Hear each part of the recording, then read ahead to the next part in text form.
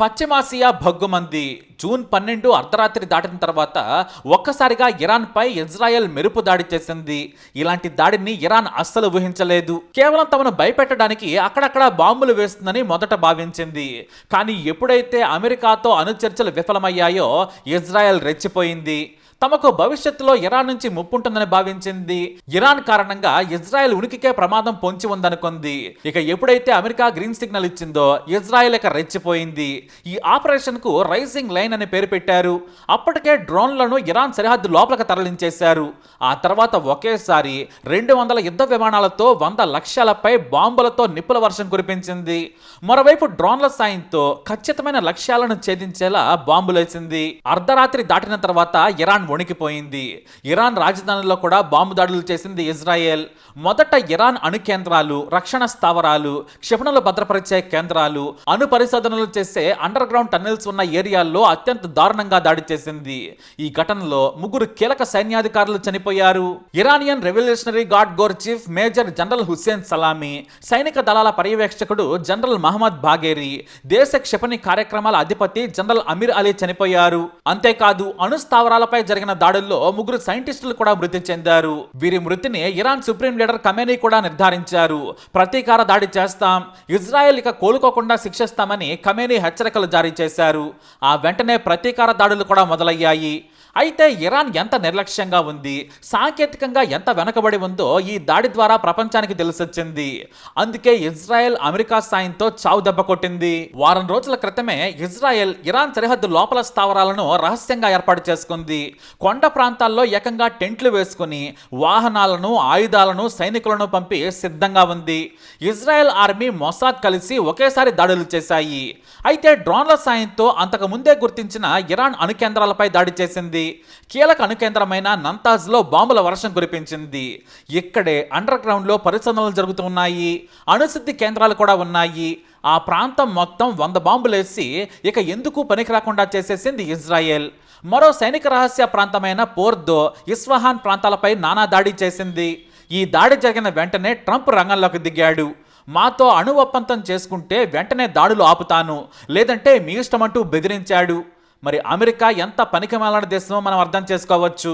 తనకు నచ్చినట్లు, తాను చెప్పినట్లు నడుచుకోవాలనే పట్టు కోసం సామాన్యులను కూడా చంపేందుకు వెనుకాడదు.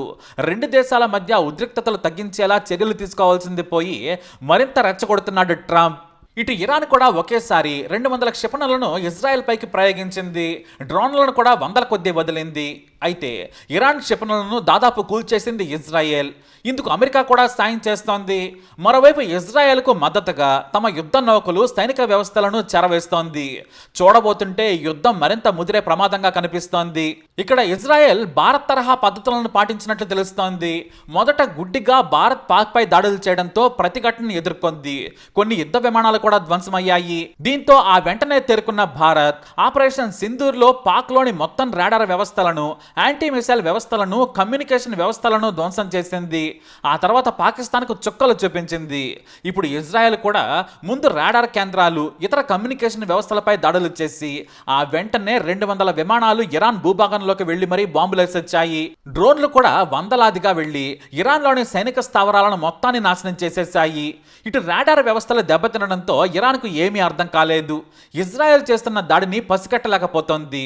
కానీ తమ దగ్గర ఉన్న క్షిపణులను 100లాదిగా ఇజ్రాయెల్ మీదకు వదులుతూనే ఉంది ఇరాన్. ఆ క్షిపణుల్లో కొన్ని టెల్ అవీవ్ సహా కీలక ప్రాంతాలను తాకాయి. ఇజ్రాయెల్ రక్షణ కార్యాలయం ముందే ఒక క్షిపణి పేలడం విశేషం. మరోవైపు తాము ఇజ్రాయెల్ యుద్ధ విమానాలను కూల్చామని ఇరాన్ ప్రకటించింది. కానీ అది అవాస్తవం అంటోంది ఇజ్రాయెల్. అయితే ఇరాన్ ప్రయోగించిన కొన్ని క్షిపణులు తమ గగనతలం నుంచి వెళ్ళాయని ఇరాక్, జోర్డాన్ ప్రకటించాయి. వాటిని తాము కూల్చేశామని జోర్డాన్ ప్రకటించింది. దీంతో ఇరాన్కి ఇప్పుడు మరిన్ని కష్టాలు మొదలయ్యాయి. అమెరికా ద్వంద్వ నీతి గలీజ్గా ఉంటుంది. మనం పాకిస్తాన్ మీద దాడి చేస్తే మాత్రం యుద్ధం ఆపాలంటుంది. అంతేకాదు ఇదే అమెరికా పాకిస్తాన్ ఆర్మీ చీఫ్ను అమెరికాకు ఆహ్వానించింది. అతనికి సకల సౌకర్యాలు కల్పించింది. తీవ్రవాదానికి వ్యతిరేకంగా పాకిస్తాన్ గొప్పగా పోరాడుతుందని కితాబిచ్చింది అమెరికా. మనం యుద్ధం చేస్తే మనకు మద్దతు ఇవ్వదు, కానీ ఇజ్రాయెల్ తన ఆత్మరక్షణ కోసం యుద్ధం చేస్తోంది. ఈ దాడులు చేయాల్సిందే, కానీ తమకు సంబంధం లేదని ట్రంప్ బుకాయిస్తున్నాడు. మన దేశంపై తీవ్రవాదులు దాడి చేస్తే మాత్రం పాకిస్తాన్ను హెచ్చరించదు. అదే ఇజ్రాయెల్ విషయంలో మాత్రం ఇరాన్ను బెదిరిస్తూ ఉంటుంది. మరోవైపు ఇజ్రాయెల్ తాను కోరుకున్న జీవితకాల లక్ష్యాన్ని సాధించింది. ఇరాన్ అణుబాంబులు వేస్తే మా దేశం ఉండదు, అందుకే ఆ దేశాన్ని శిక్షించాలనేది ఇజ్రాయెల్ భావన. అందుకే ఇరాన్లోకి మొసాద్ అణుస్థావరాల వరకు చొచ్చుకెళ్లేలా చేసి సక్సెస్ అయింది. ఖచ్చితమైన సమాచారంతో ఇరాన్కు ప్రాణమైన నంతాజ్ యురేనియం శుద్ధి కేంద్రాన్ని బాంబులతో నాశనం చేసింది. ఇప్పుడు అక్కడ రేడియేషన్ కూడా ఉండే ప్రమాదం ఉంది.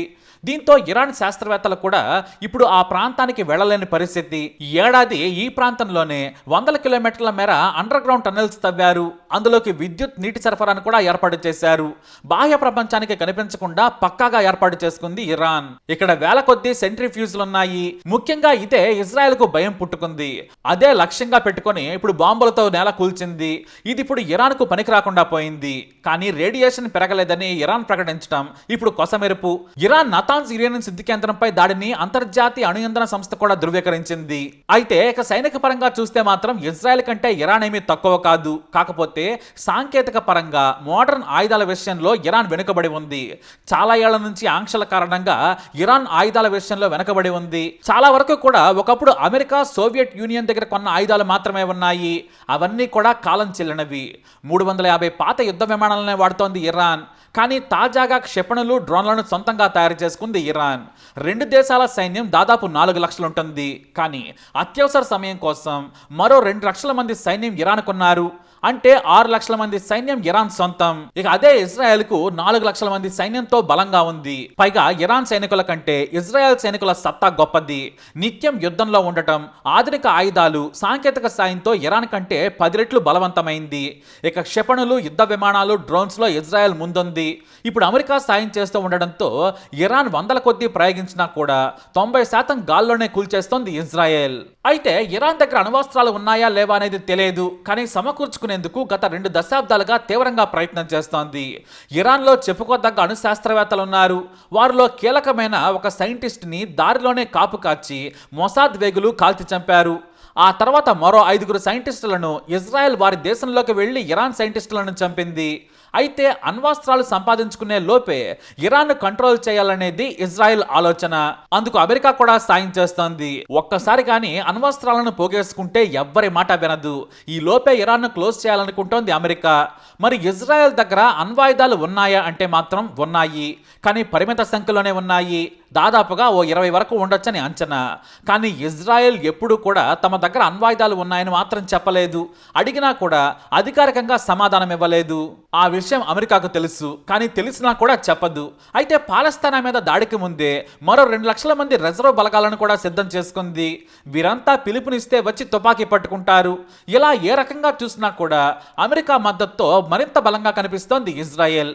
అయితే ఇప్పుడెందుకు ఇంతలా ఇజ్రాయెల్ దూకుడుగా ఉంది? అమెరికా అణుచర్చల పేరుతో ఇరాన్ మీద దాడికి ఎందుకు సమర్థిస్తుందంటే మాత్రం అందుకు ఒక కారణం ఉంది. పైకి చెప్పేది ఏంటంటే ఇరాన్ అణు పరీక్షలు, బాలిస్టిక్ మిసైల్స్ ప్రోగ్రామ్స్ మా ఉనికికి ప్రమాదంగా ఉన్నాయి, అందుకే దాడి చేస్తున్నామని చెబుతోంది. చేసింది కూడా. కానీ దీని వెనుక మరో కారణం ఉందని అంతర్జాతీయ నిపుణులు చెబుతున్నారు. అక్టోబర్ 7, 2023న హమాస్ ఇజ్రాయెల్ మీద దాడి చేసింది. ఆ వెంటనే ఒకేసారి ఓ చిన్నపాటి యుద్ధం మొదలుపెట్టింది. గాజా, లెబనాన్లోని హమాస్, హిజ్బుల్లా మీద దాడులు చేసింది. అయితే ఇరాన్కు కీలక మద్దతుదారుడిగా ఉన్న నాటి సిరియా అధినేత బషర్ అల్ అసద్ను దెబ్బ కొట్టేందుకు తీవ్రవాదులకు మద్దతు ఇచ్చింది. అసద్ను ఆ దేశం నుంచి పారిపోయేలా చేసింది. ఇటు హిజ్బుల్లా కూడా చావు దెబ్బతింది. లెబనాన్ కూడా వీక్ అయిపోయింది. గాజాను నెలమట్టం చేసి హమాస్ను దాదాపుగా తుడి చేసింది. ఇప్పుడు ఇజ్రాయెల్ సామాన్య జనాలను చంపుతూ గాజాను ఖాళీ చేయాలనేది ఓ కుట్ర. అందుకోసం ప్రాణాలను చాలా సులభంగా తీస్తూ పాలస్తీనా ప్రజలను ఈజిప్ట్ సరిహద్దుకు పారిపోయేలా చేస్తోంది. అంటే ఒక్క దెబ్బకు 3 పిట్టలను కొట్టింది ఇజ్రాయెల్. ఇటు హమాస్ క్లోజ్ అయింది. లెబనాన్లోని హిజ్బుల్లాకు, ఇరాన్కు సపోర్ట్ గా ఉన్న అసద్ను పంపించింది. సిరియా సరిహద్దు ప్రాంతాలను ఆక్రమించింది. 1980 తర్వాత ఇరాన్ మొదటిసారిగా అత్యంత బలహీనంగా మారింది. ఇరాన్ యాక్సిస్ ను బ్రేక్ చేసింది. అందుకే ఇప్పుడు దాడి చేసింది. కీలక స్థావరాలను ధ్వంసం చేసింది. ఇటు ఇరాన్ కూడా ఏమాత్రం తగ్గకుండా దాడులు మొదలుపెట్టింది. ఒకవేళ ఇజ్రాయెల్ యాంటీ మిసైల్ రక్షణ వ్యవస్థ లేకుండా ఉండుంటే ఈ పాటికి ఇజ్రాయెల్లోని కీలక ప్రాంతాలు ధ్వంసమయ్యాయి. అమెరికా మద్దతుతో కాపాడుకున్నా కూడా కొన్ని మిసైళ్లు ఇజ్రాయెల్లో పడ్డాయి. దీంతో ఒక మహిళ చనిపోయింది, 10 మంది గాయపడ్డారు, చాలా చోట్ల పేలుళ్లు కూడా జరిగాయి. కానీ ఓపెన్ ప్లేసులలో ఇరాన్ క్షిపణులు పడ్డట్లు తెలుస్తోంది. అందుకే భీకర దాడులు చేస్తామని హెచ్చరిస్తోంది ఇజ్రాయెల్. మా పౌరులపై ఇరాన్ దాడులు చేస్తే మేం కూడా చేస్తాం, ఇది కేవలం ప్రారంభం మాత్రమే, ఇక నుండి మరిన్ని దాడులు చేస్తామని ఇజ్రాయెల్ ప్రధాని నెతన్యాహు ప్రకటించారు. ఆయన ఇచ్చిన స్టేట్మెంట్ నిజంగానే నిజమైంది. ఏకంగా ఇరాన్ సుప్రీం లీడర్ ఇంటి సమీపంలోనే ఇజ్రాయెల్ ప్రయోగించిన చిన్న క్షిపణులు పడ్డాయి. కానీ అప్పటికే ఇరాన్ సుప్రీం లీడర్ ఖమేనీ రహస్య ప్రాంతానికి వెళ్లిపోయారు. మిలిటరీ స్థావరాల్లోని అండర్ గ్రౌండ్ టన్నెల్లో ఆయన ఉన్నారని ఇజ్రాయెల్ ఓపెన్ గా ప్రకటించింది. అయితే ఇరాన్ చాలా సీరియస్ గా ప్రతీకార దాడి మొదలు పెట్టడంతో ప్రపంచ దేశాలు ఆందోళన వ్యక్తం చేస్తున్నాయి. ఇప్పటికే ప్రపంచవ్యాప్తంగా 20% చమురు ధరలు పెరిగాయి. ఈ యుద్ధం ఆపాలని భారత్, చైనా, రష్యా, యూరప్ దేశాలు కోరాయి. కానీ గంట గంటకు ఈ యుద్ధం మరింత ముదురుతోంది. ఇంకొన్ని గంటల్లో కానీ యుద్ధం ఆగకుంటే రెండు దేశాల్లో దారుణ పరిస్థితులు ఏర్పడే ప్రమాదం ఉంది. అరబ్ దేశాలు కూడా ఇజ్రాయెల్ దూకుడును ఖండించే ప్రమాదం ఉంది.